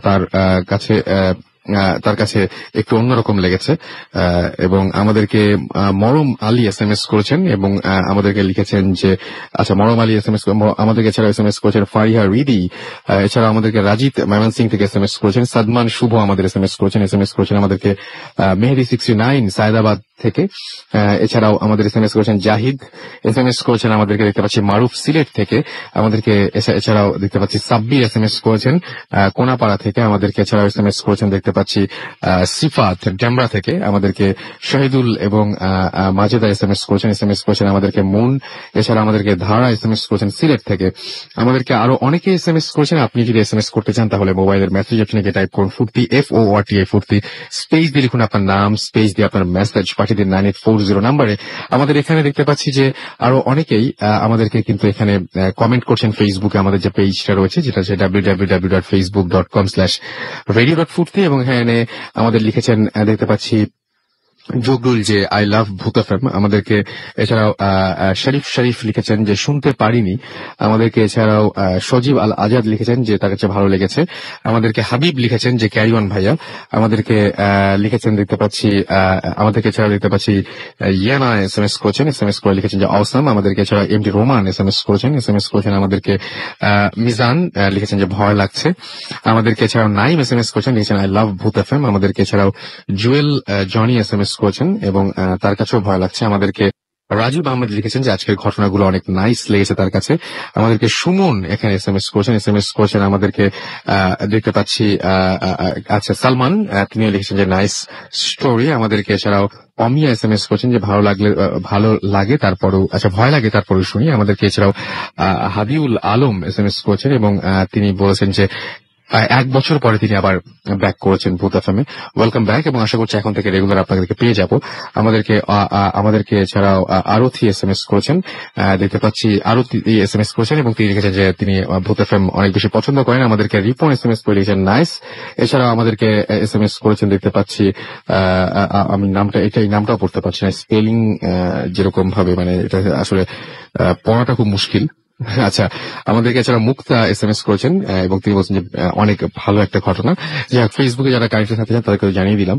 সেই সাথে আমাদের SMS করতে অবশ্যই ভুলবেন না। SMS করতে হলে মোবাইলের মেসেজ অপশনে গিয়ে টাইপ করুন ফুর্তি, FORTI ফুর্তি, স্পেস দিয়ে লিখুন আপনার নাম, স্পেস দিয়ে আপনার মেসেজ পাঠিয়ে দিন 9840 নাম্বার। যদিও বলেছিলাম যে কমার্শিয়াল ফ্রি, কিন্তু একটা ছোট্ট বিরতিতে আমাদের যেতেই হচ্ছে এবং আমাদের সাথেই থাকুন। আমরা আরো একবার আপনাদের বিরতিতে যাবার আগে জানিয়ে দিই যে এই মুহূর্তে আমরা যে জায়গায় রয়েছি সেটি হচ্ছে কোরবানপুর, সোনারগাঁ, নারায়ণগঞ্জের একটি অঞ্চল, এবং এইখানে আমরা যেখানে রয়েছি সেখানে একজন মানে আমাদের এইখানেই মানে আমাদের একজন আছেন এই এলাকাবাসী, যিনি হচ্ছে বজলুল হক, এবং এই গ্রামের অনেকেই কিন্তু ঘটনা বলেছেন এবং ঘটনা অংশ নিয়েছেন। সেই সাথে আমি আরো একটা জিনিস জানিয়ে দিই যে সামনে রয়েছে মেঘনা নদী এবং একটা মসজিদ এবং একপাশে কবর, এরকম একটা জায়গায়, এবং সেই জায়গাগুলোতে আমাদের অনেকেই একা এক্সপিরিয়েন্স করেছেন বিভিন্ন কিছু, মানে ভয়ের কিছু না অবশ্যই, এখনো পর্যন্ত সেরকম ভয়ের কোনো কিছু ঘটনা ঘটেনি। যেন একটা বিজ্ঞাপনে যে বিরতিতে যাচ্ছি এবং বিরতির পরে আমরা আবারও ফিরে আসছি, তারপরে আবারও কথা হবে। সেই পর্যন্ত আমাদের সঙ্গে থাকুন। স্টে টিউনড টু রেডিও ফুর্তি এন্ড ডোন্ট স্টপ দ্য ফুর্তি। Bhoot FM. The night comes alive with Ramin Fawn.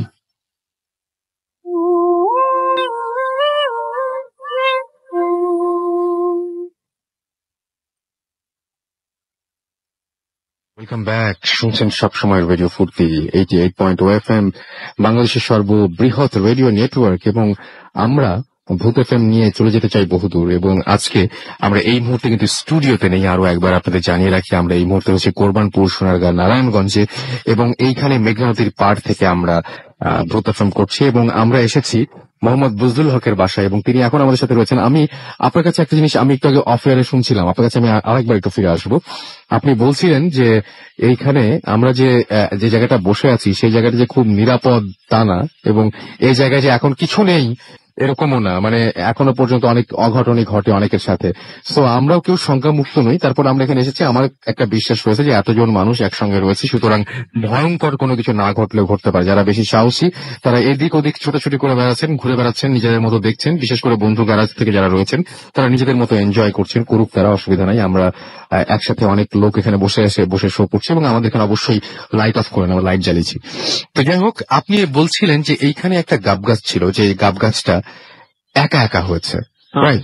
তো এই একা একা হয়ে যাওয়া গাব গাছটা আবার আপনি তো একা একা কাটা পড়েনি, আপনারা কেটে ফেলেছেন। কেন কেটে ফেলেছেন যদি বলতেন? এটা বলার আগে আমি একটু ভূমিকা, আজকে আপনি যে কথা বললেন, এই এখানে একা একা অনেকে ঘুরছে বা এখনো অনেক কিছু অলৌকিক ঘটনা ঘটে, জি, এখনো মানে অনেক কিছু জিনিস ঘটে যেগুলির ব্যাখ্যা তো অনেকেই পায় না, অনেকে ভয় পায়। এবং আমরা যেখানে বসে আছি এই জায়গাতেই কিন্তু আজকে সবাই নির্বিঘ্নে ভালোভাবে ঘুরতেছে, কোনো কিছু পায় না। এটা আমি বলবো যে কিছু পাশে এটা মানে না হওয়ার বা কোনো কিছু আর ভয় না পাওয়ার, শুধু যে লাইটগুলি জ্বালানো আছে তাই না, এর সঙ্গে আরেকটা কারণ আছে। এটা আমি না বললে বোধহয় এটা ঠিক প্রসঙ্গটা বা এটা ক্লিয়ার হচ্ছে না।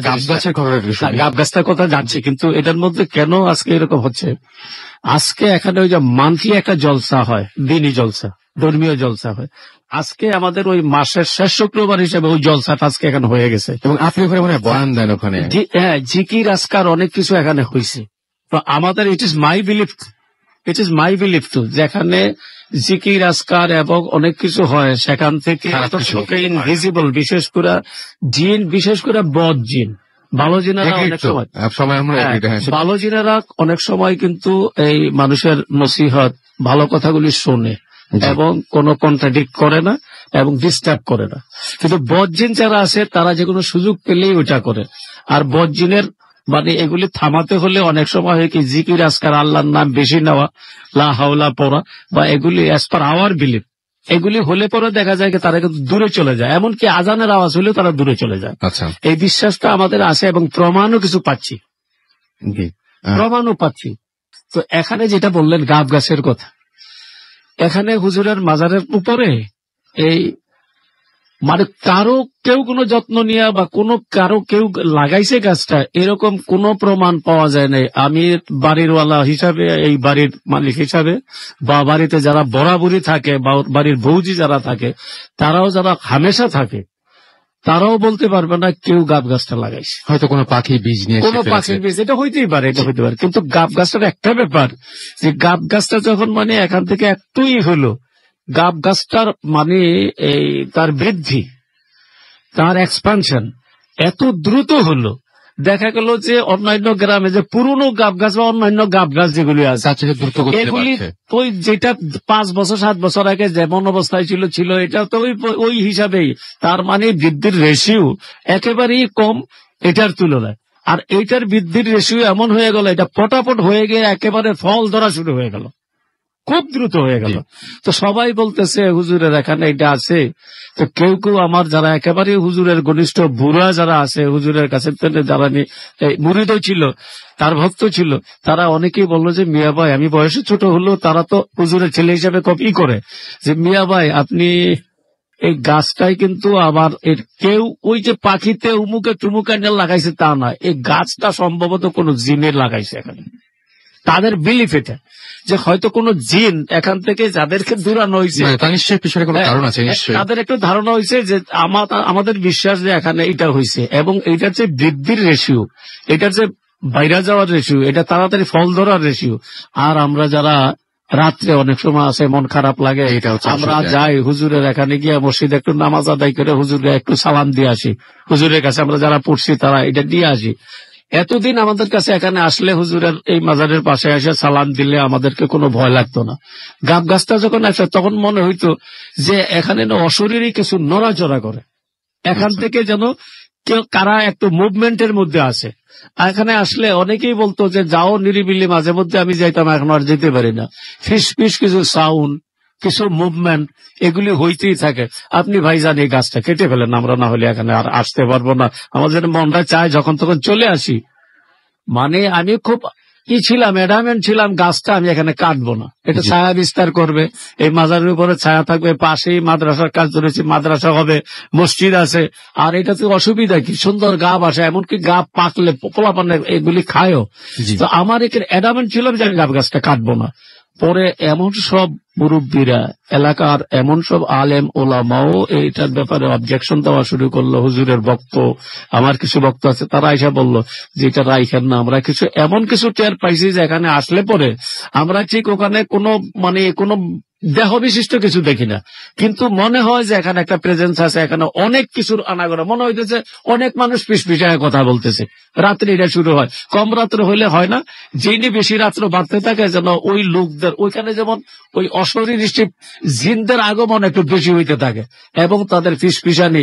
তো আমি বললাম, অনেক সময় ঠাট্টা করে আমি বলতাম, বেশি রাত্রে নদীর মেঘনার হাওয়া, এটা গাব গাছের পাতায় পাতায় ঘষা, আপনারা এটা ওই রকম মনে করেন। বলে মিয়া ভাই আমাদেরকে বুঝাইতে যায় না, আমরা হুজুরের সঙ্গে ছিলাম, তো হুজুরের কিছু আমরা কারামত, ওই যুগের হুজুরের এই সমস্ত জিনদেরকে প্রতিকার করা, জিনদেরকে ঠেকানো, ডাকায় আইনা জিনদেরকে ইয়ে থেকে ছাড়াই দেওয়া, এগুলি আমরা দেখছি। এখন ওরা এসে এখানে বাসা বাঁধতেছে, এটা আমাদের বিশ্বাস এবং আমরা কিছু টেরও পাচ্ছি। শেষ পর্যন্ত আপনি তখন কি করলেন? শেষ পর্যন্ত আর কি করব, আমি আমার এডাবিসি রাখতে পারলাম না, আমি আমার এক গড় তুমি রাখতে পারলাম না। আমার সিদ্ধান্ত পাল্টাইতে হলো, গাছটা কেটেই ফেললাম গত কয়েক মাস। এবং গাছ কাটার পরে তো কোনো ক্ষতি হয় না? গাছ কাটার পরে কোনো ক্ষতি হয় নাই, এবং অন্যান্য নয়, এখন খুব ইজি ফিল করে, যেখানে আমাদের আর কোন ওই রকম কিছু শুনি না।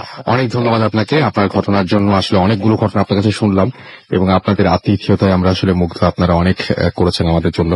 আমরা এখানে এতজন মানুষ এসেছি এখানে, এবং আপনাদের এখানে এসে এত রাত পর্যন্ত আপনারা সবাই জেগে বসে আছেন। এখানে বয়োজ্যেষ্ঠরা যেরকম রয়েছেন, সেরকম একদম কনিষ্ঠ যারা অনেক অল্প বয়সের ছেলে মেয়েরাও রয়েছে, তারা সবাই জেগে রয়েছেন, এবং চারপাশে অনেক মানুষ এখন পর্যন্ত আমরা সবাইকে এখনো জাগিয়ে রেখেছি। এটা আসলে তুলনা হয় না। যাই হোক, মিথিলা আমাদের এসএমএস করেছেন এবং এসএমএস করে বলেছেন যে আমাদের সাথে তিনি রয়েছেন। মারুফ আমাদের সিলেট থেকে এসএমএস করেছেন এবং তিনি বলছেন যে খুব ভয় করছে। মনির আমাদের খুলনা থেকে এসএমএস করেছেন, ভয় তো আমাদের করা উচিত, কারণ আমরা বললাম যে আমরা যে জায়গায় রয়েছি সেই জায়গাটা একেবারেই ভাববেন না যে সংখ্যা মুক্ত এই মুহূর্তে। তবে উনি বলেছেন যে আজকে যেহেতু প্রচুর জিকির থেকে শুরু করে আর নানা ধরনের আজকে যে সমস্ত করা হয়েছে, ওয়াজ মাহফিল এখানে হয়েছে, এবং সেজন্য তিনি বলছেন যে সেরকম কোনো ঘটনা ঘটার সম্ভাবনা নেই। এবং আমাদেরকে মিতা খুলনা থেকে এসএমএস করেছেন এবং তিনি বলছেন যে আপনাদের শোটা পুরাই অসাম লাগছে। এছাড়াও এরকম কথা আরো অনেকেই লিখছেন। রোশনি আমাদের এসএমএস করেছেন, ভূত এফএম অসাম, আই লাভ ভূত এফএম। এছাড়াও আমাদেরকে দেখতে পাচ্ছি যে এসএমএস করেছেন জাকির এবং এসএমএস করেছেন আমাদের আরাফাত, আজকে ভূত এফএম কাছে ভালো লাগছে। ফাহাদ ময়মনসিং থেকে এসএমএস করেছেন, আজকে ঘটনাগুলো ভৌতিক লাগছে তার কাছে। বাপ্পি আমাদের এসএমএস করেছেন ময়মনসিং থেকে, ঘটনাগুলো ভালো লাগছে। ফাহিম আমাদের এসএমএস করেছেন, ফার্স্ট তিনি এসএমএস করলেন। মোস্তাক বেলি রোড থেকে আমাদের এসএমএস করেছেন, তিনি এবং তার ওয়াইফ তাবাসসুম অনেক এনজয় করছেন, সেটা লিখেছেন। রিয়া আমাদের ময়মনসিং থেকে এসএমএস করেছেন এবং আজকে কি ফুল নাইট হবে কিনা তিনি তাই বলছেন। ফুল নাইট হলে খুব ভালো হয়, বাট আমরা ফুল নাইট করবো, এতগুলো মানুষকে এত রাত পর্যন্ত জাগিয়ে রাখাটা মোটেও উচিত হবে না আমার যেটা মনে হয়। ফাহাদ ময়মনসিং থেকে আমাদের এসএমএস করেছেন, আজকে ঘটনাগুলো তার কাছে ভালো লাগছে। আমাদেরকে এছাড়াও মাশফিক এসএমএস করেছেন, নারায়ণগঞ্জ থেকে জুই, অপূর্ব, অর্পণ আমাদের এসএমএস করেছেন, আমাদেরকে পাপাই এসএমএস করেছেন এবং আমাদেরকে এসএমএস করেছেন দেখতে পাচ্ছি। তিনি বলছেন আপনার শো রিপিট হয় কখন? ভাই আমরা রিপিট করি না। আমাদেরকে এছাড়াও দেখতে পাচ্ছি এসএমএস করেছেন হরর বয় আবিদ এবং এছাড়া আমাদের এসএমএস করেছেন সাদমান শুভ, আমাদেরকে নারায়ণগঞ্জ থেকে এসএমএস করেছেন দেখতে পাচ্ছি আরো অনেকেই। আপনি যদি এসএমএস করতে চান তাহলে এসএমএস করুন, মোবাইলের মেসেজ অপশনে গিয়ে টাইপ করুন ফুর্তি FORTI ফুর্তি, স্পেস দিয়ে লিখুন আপনার নাম, স্পেস দিয়ে আপনার মেসেজ পাঠিয়ে দিন 940 নাম্বারে। যদি আমাদের ঘটনা পাঠাতে চান অর্থাৎ ঘটনা ইমেইল করতে চান তাহলে আমাদের ইমেল অ্যাড্রেস হচ্ছে bhutfm@radiofurti.fm। স্পেলিং কি বলে দিচ্ছি, BHTFM@radiofurti.fm। আপনার নাম, ঠিকানা এবং ফোন নাম্বার সহ আপনার জীবনে ঘটে যাওয়া সেরা ঘটনাগুলো পাঠিয়ে দিন আমাদের কাছে।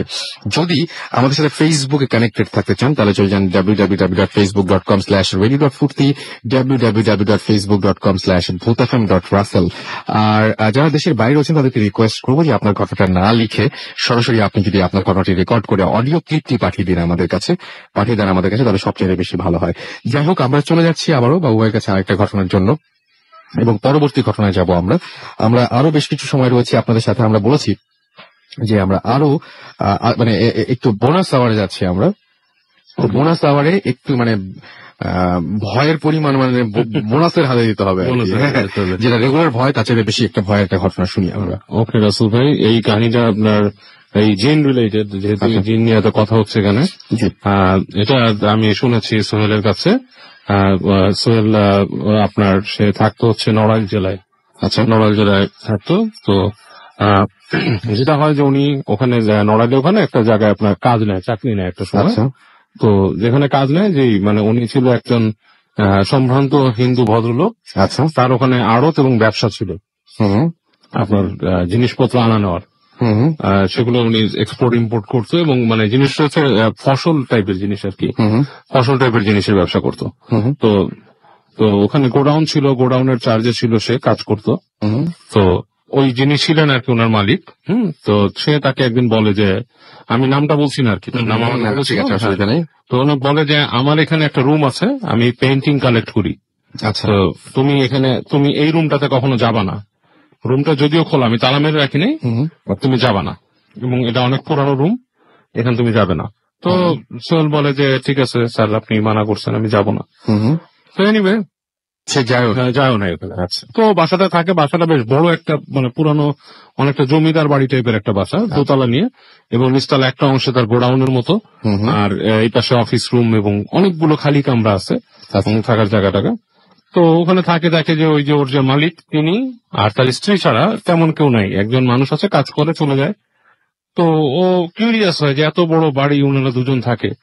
তো জিজ্ঞেস করে ওই কাজের মানুষটার সাথে, একদিন জিজ্ঞেস করে যে এখানে কাহিনী কি স্যারের, হুম মানে স্যারের এত বড় বাড়ি খালি পড়ে থাকে, উনি কি মানে কবে থেকে এখানে আছে? বলে যে এটা স্যারদের মানে পৈতৃক সম্পত্তি আর কি, আচ্ছা। অংশীদারিত্ব হিসেবে পাওয়া, এবং উনি অনেক বছর ধরে আছেন এখানে। আচ্ছা। তো মানে বেশি কিছু বলতে চায় না, এতটুকু বলেই তাকে ক্ষান্ত হয়। তো সোহেল যেটা করে, বাড়িটা ঘোরাফেরা করে, হুম। কিন্তু সে ওই যে রুমটা তাকে যেতে মানা করছে সেখানে যায় না সে। আচ্ছা। তোমার আরো কিছু অংশেই করে। আর ওকে থাকার জন্য যেটা দিয়েছিল বাসার সামনের দিকে একটা রুম, হুম সেখানেও থাকতো রাতের বেলা। আচ্ছা। তো কয়েকদিন থাকার পর ওর কিউরিয়াসিটির মাত্রাটা একটু বাড়ে, হুম মানে মানুষের বোরিং লাগে এবং তার ওখানে চলাফেরারও তেমন কেউ নাই। তো সে বের হয় আর কি রাতের বেলা, একদিন রাতে বের হয়, সন্ধ্যার দিকে হেঁটে হেঁটে বাড়িটা ঘুরতে থাকে। তো ঘুরতে ঘুরতে ও যখন নাকি দেখা যায় যে ঘরের বাড়ির যে মধ্যবর্তী জায়গাটা সে ক্রস করে, আচ্ছা।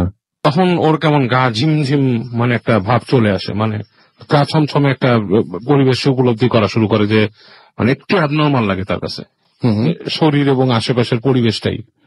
এরকম করতে করতে সে ওখানে একটা বৈঠকখানা ছিল পুরানো, হুম সেখানে যখন যায়, সেখানে যে মনে হয় কথা বলতেছে কেউ, তো মনে হচ্ছে মানুষজন আছে এখানে। তো আচ্ছা। বলে যে এখানে তো থাকার কথা না, কারণ স্যারের কাছে দিনের বেলা কিছু মানুষ আসে দেখা করতে, হুম সেটা ওনার গদি ঘর যেটা সেখানেই আসে, এর পেছনে কেউ আসে না।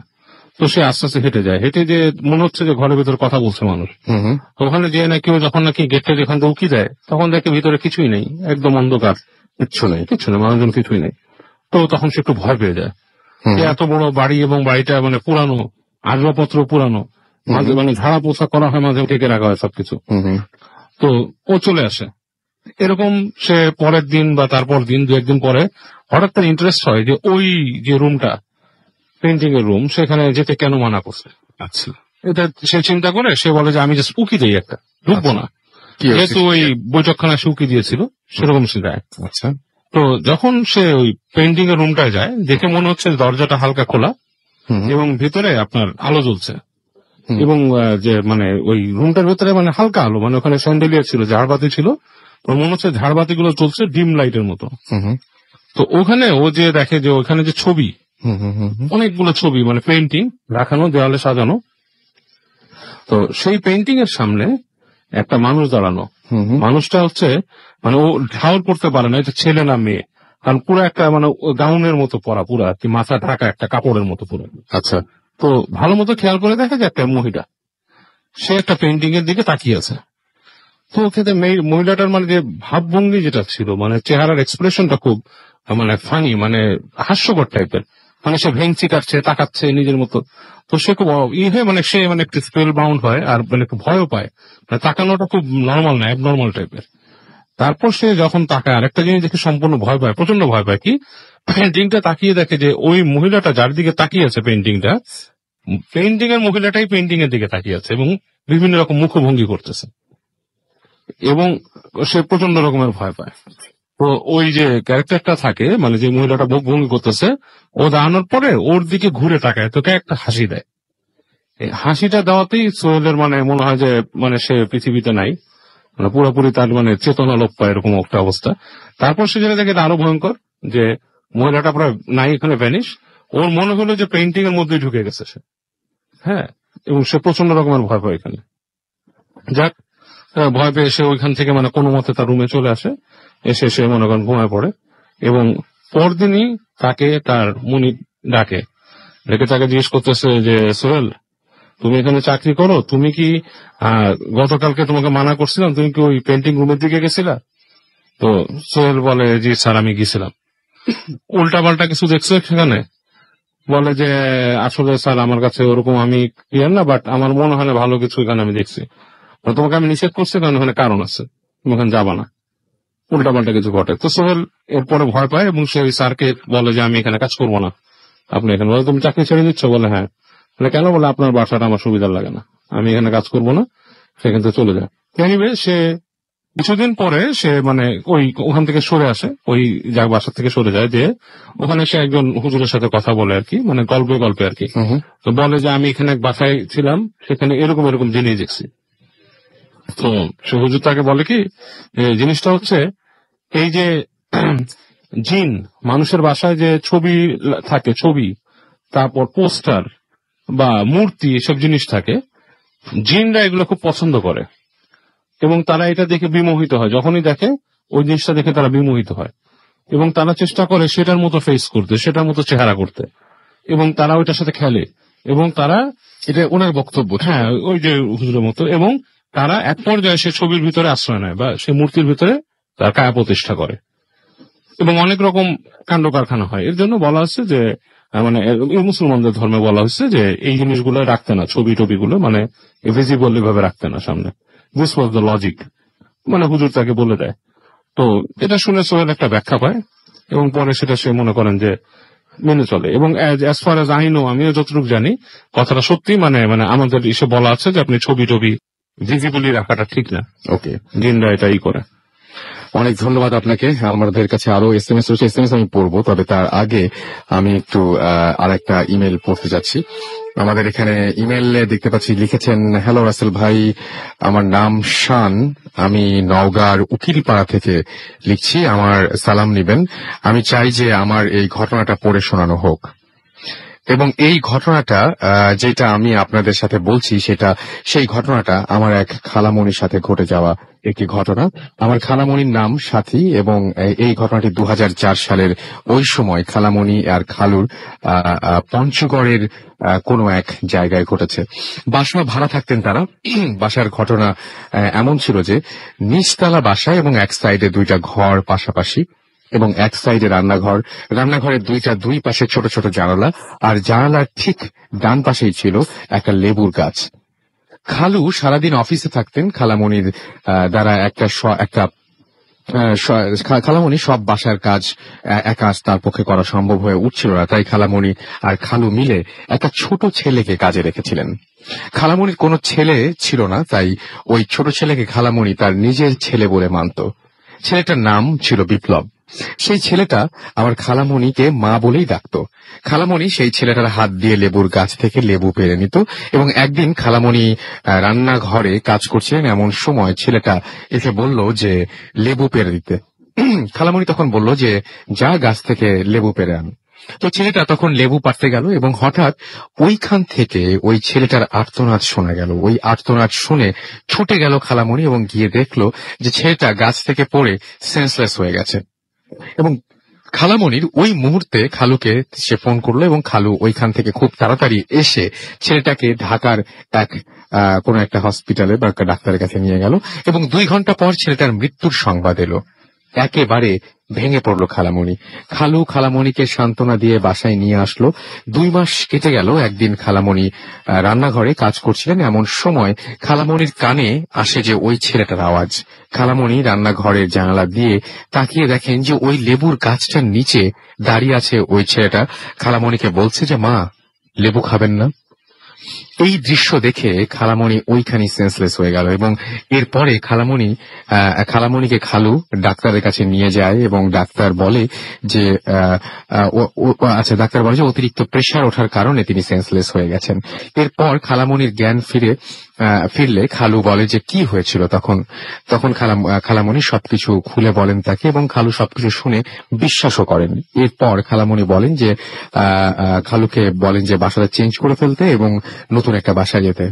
বাসা চেঞ্জ করে এবং বাসা চেঞ্জ করে তারা পঞ্চগড় থেকে চলে আসেন রাজশাহীতে এবং তারপরে আর কোনো ঘটনা তার এরকম ধরনের আর কোনো ঘটনা ঘটেনি এবং এটাই ছিল তার ঘটনা এবং তিনি লিখেছেন যে ভালো লাগলে পড়ে শোনাবেন। আপনার ঘটনা আমি পড়ে শোনালাম।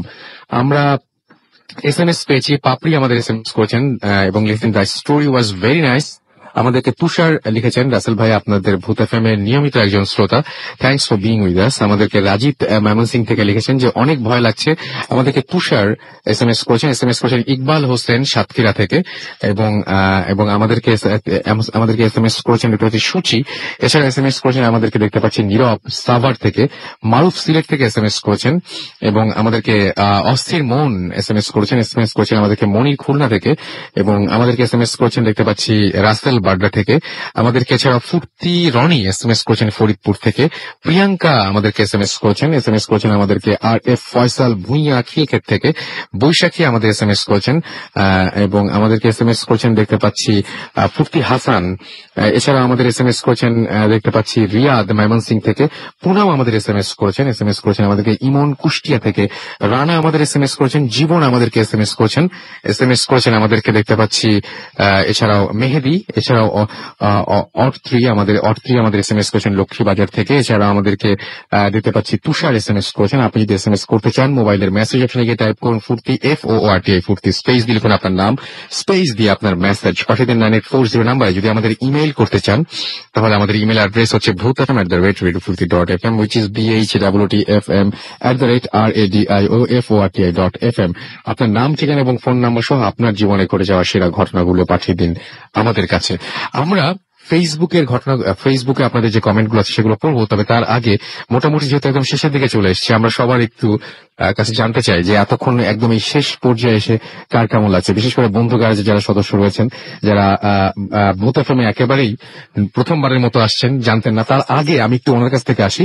উনি দেশের বাইরে থেকে এসেছেন আমাদের এখানে একজন। আপনার নামটা একটু প্লিজ বলবেন। আমার নাম এহসান। হাসান, আপনার কেমন লাগলো? আমার কাছে জায়গাটা খুবই চমৎকার লেগেছে, আপনাদের সিলেকশন খুবই ভালো। এট ফার্স্ট যখন এখানে আসলাম সবাই খুব দৌড়দৌড়ির মধ্যে ছিলেন, জায়গাটা দেখতেছিলেন, উপভোগ করছিলেন। সময় যত যাচ্ছে এই জিনিসটা এখন একটু বেশি স্কেরি লাগছে, আরো বেশি স্কেরি, টু বি অনেস্ট, কারণ চারদিকে লাইট নাই সবাই। এবং আপনি বলছিলেন যে আমাদের এখানে আমাদের মোহাম্মদ বজলুল হক যে ঘটনা বলছেন, আপনি বলছিলেন যে এটা আপনারা বিশ্বাস করেছেন কারণ আপনার কাছে মোটামুটি কাছাকাছি একটা ঘটনা আপনার জীবনেও ঘটেছিলেন। আচ্ছা, ওকে। আমরা পরবর্তীতে একটু আবার যাই হচ্ছে আমাদের বন্ধু গ্যারাজের সদস্যদের কাছে। আপনার সবারই নাম বলে আপনারা বলেন যে কেমন লাগছে। রাব্বি, জি, আর আমি নওগাঁ থেকে এসেছি। আমার অনেক ভালো লেগেছে, আর আমি কখনোই ভাবিনি যে আমি এত সুন্দর একটা ইয়েতে আসতে পারবো। আচ্ছা, আমি অনেক খুশি হয়েছি। কেন ভাবেননি ভাই? আমরা মানে কি মনে করেছিলেন? মনে করেছিলেন যে আমরা অনেক সুন্দর। আচ্ছা, ওকে। তারপরে আমরা শুনি। আমি তানজিলা। হ্যাঁ, তানজিলা, আপনার তো ঘটনা নাই, সুতরাং আপনার এখন একটু ভালোভাবে বলতে হবে যে কেমন লাগছে আসলে। এখন একটু ভয় লাগছে, কারণ কিছুক্ষণ আগে আমরা একটা রুমে ছিলাম।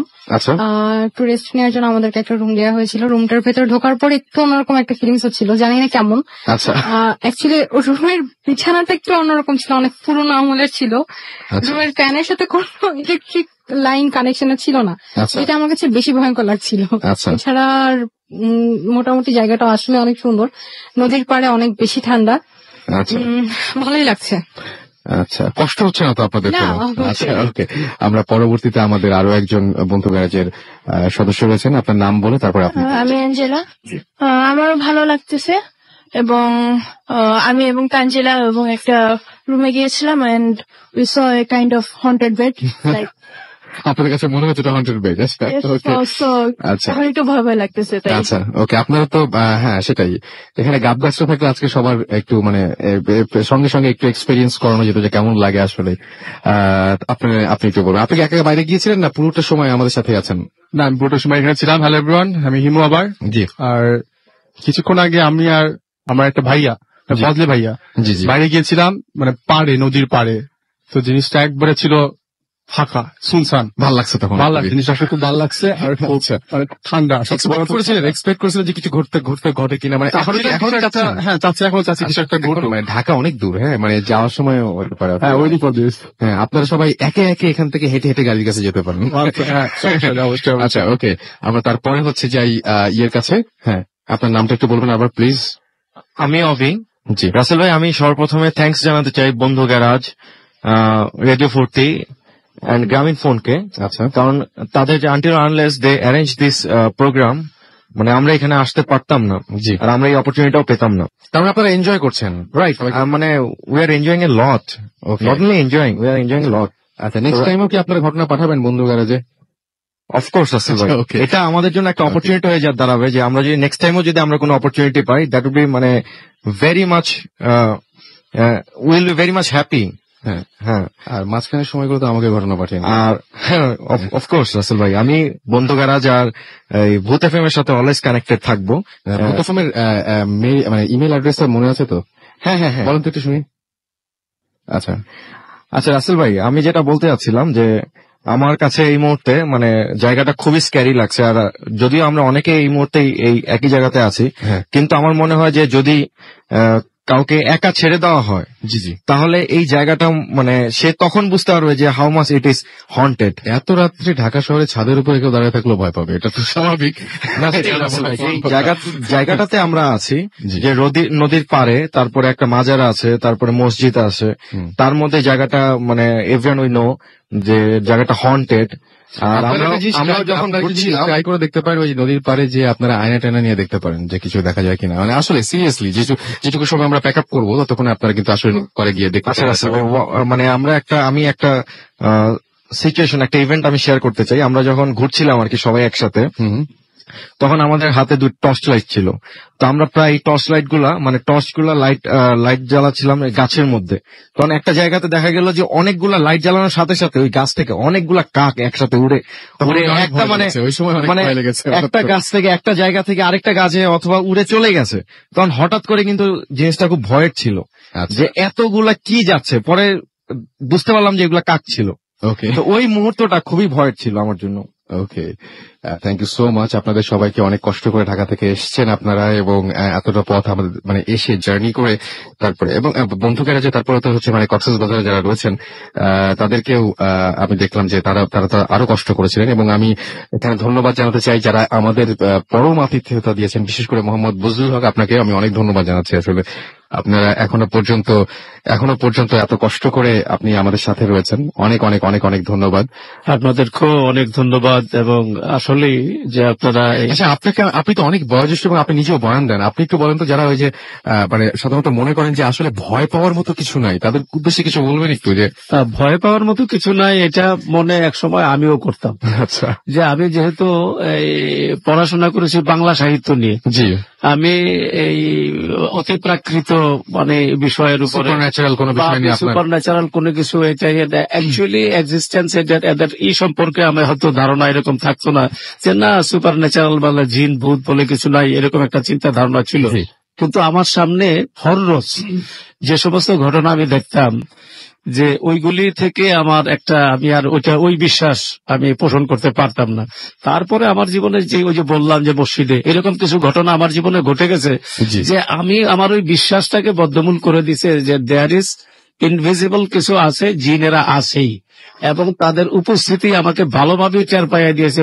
অনেক সময় বললাম যে মসজিদের একটা ঘটনা, যেভাবে ডাক দিল এমন একটা মানে কমন খুলে দেখি যে একজন প্রাচীন রোগী যে যিনি আক্রান্ত ছিল, হ্যাঁ, এটা খুব অদ্ভুত তার ব্যাপার। চেহারায় নিয়ে সে আমাকে এরকম ভাবে আমার ভেঙচি কাটা শুরু করলো। সে ওই যুগে যা করতো রোগী অবস্থায়, ওই রোগীর চেহারায় এসে জিন আমাকে এতদিন পরে আপনি দেখলেন এরকম হলো। তো আপনাদেরকে অনেকই ধন্যবাদ। আজকে আপনাদের এই অ্যারেঞ্জমেন্ট, আপনাদের এই, আমি মনে করি যে বর্তমান আমাদের এই যে অস্থির সমাজের মধ্যে, এই অস্থির সমাজের মধ্যে অতি প্রাকৃত এই সমস্ত বিষয়গুলি তুলে আনা, এটা একদিকে কিন্তু খুবই নিরাপদ। এটা আমি মনে করি নিরাপদ কোন দিকে, যে অন্য সব মানুষের ছেলে পেলে, যুবক ছেলে পেলে, তারা অন্য ভীষণ রকমের নানান রকমের স্ক্যান্ডালে এবং অপকর্মে জড়িত থাকার পরিবর্তে এটা যে তারা যে এই সুপার ন্যাচারাল এই নিয়ে যে কিছুই করে, আমি তো মনে করি এটা আসলে একটা সুকুমার বৃত্তি বা মানুষের একটু আবিষ্কার করার, এবং আপনাদের এই শ্রমটা, এত রাত জেগে একটা উপভোগ্য একটা অবস্থা আপনাদের পরিবেশনটা, সত্যি এটা আমি মনে করি যে এগুলি এই লাইনে কাজ করা উচিত। অনেক এবং ধন্যবাদ। ধন্যবাদ আপনাদের, অসংখ্য ধন্যবাদ আপনাদের ব্যবহার, এবং ভালো লাগলো আপনাদেরকে শুধু জি। হ্যাঁ, জি। আপনাদের সবাইকে আমি যেটা বলছি সেটা হচ্ছে যে আপনাদের সবাইকে আরো অনেক বেশি ধন্যবাদ। আপনাদেরকে শুধু বিরক্তই করে গেলাম আমরা। আমাদের এখানে ফেসবুকে অনেক এখানে দেখতে পাচ্ছি যে কমেন্ট এসেছে, এবং সবাই প্রশংসা করছেন বেসিক্যালি, এবং আমাদেরকে দেখতে পাচ্ছি যে অসম লাগছে ভূত এফএম। আমাদের এছাড়াও দেখতে পাচ্ছি ফেরারি মন লিখেছেন ফার্স্ট টাইম ভূত এফএম শুনছেন তিনি, বাহ চমৎকার। আমাদেরকে এছাড়াও দেখতে পাচ্ছি এখানে লিখেছেন এমডি আনাফি ইসলাম যে ভালো লাগছে ক্যারি অন। আমাদেরকে এছাড়াও দেখতে পাচ্ছি এখানে লিখেছেন মুহাতামিম রিফাত, এবং আমাদেরকে এখানে লিখেছেন দেখতে পাচ্ছি যে রিবন ইসলাম সহ আরো অনেকেই। আমাদেরকে এছাড়াও তাহিদ রোহান লিখছেন যে আর ভয় নাই, এখন ভয় শেষ হয়ে যাবে কিছুক্ষণের মধ্যে। রোমেন বড়ুয়া আমাদের লিখেছেন অসম। আমাদেরকে এছাড়া আরো অনেকেই লিখছেন। আপনি যদি ফেসবুকে লিখতে চান, এখন আমি SMS করতে বলবো না, যদি ফেসবুকে আমাদের সাথে কানেক্টেড থাকতে চান তাহলে চলে যান www.facebook.com/radio.futti, www.facebook.com/bhutafm.russell, এবং সেখানে গিয়ে আপনি অবশ্যই কমেন্ট করুন, এবং সারা সপ্তাহ জুড়েই আপনাদের এই কমেন্টগুলো আমরা পড়বো। আজকের হাতে সময় নেই, আগামী সপ্তাহে বেশ দারুণ কিছু ঘটনা রয়েছে, সেই ঘটনাগুলো নিয়ে আবারও ফিরে আসবো ঠিক একই সময়ে, এবং অবশ্যই আপনারা সেইটার জন্য রেডি থাকবেন। এবং আমি আজকে আরো একবার ধন্যবাদ জানাতে চাই যারা আমাদের এখানে সহযোগিতা করেছেন, আমাদের এইখানে এই জায়গাটা খুঁজতে এবং এই জায়গাটা ম্যানেজ করতে। দুজনের নাম শুধু না বলে না, একজন হচ্ছে ফারনান এবং একজন হচ্ছে ফুয়াদ, তাদেরকে আমি ধন্যবাদ জানাচ্ছি আন্তরিকভাবে।